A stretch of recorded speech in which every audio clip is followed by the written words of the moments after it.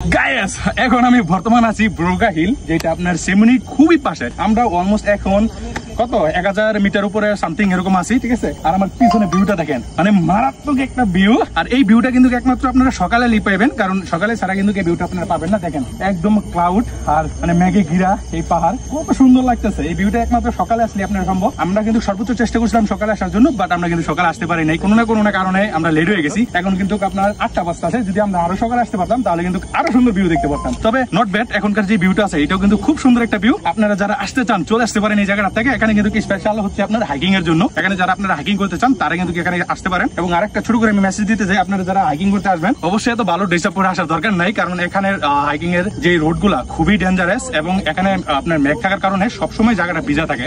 তো এই জন্য আপনারা সবাই একটু দেখে শুনে আসবেন, কারণ খুবই ডেঞ্জারাস, ঠিক আছে। তো এটাই আসলে আপনাদেরকে মেসেজ দেওয়ার ছিল। এটার কামিং সুন আমার একটা ব্লগ আসছে, আশা করি ব্লগটা আপনাদের কাছে সবারই ভালো লাগবে এবং এটার সুন্দর ড্রোন শট আমি আপনাদেরকে সেই ব্লগের মাধ্যমে দেখানোর চেষ্টা করবো। Thank you guys.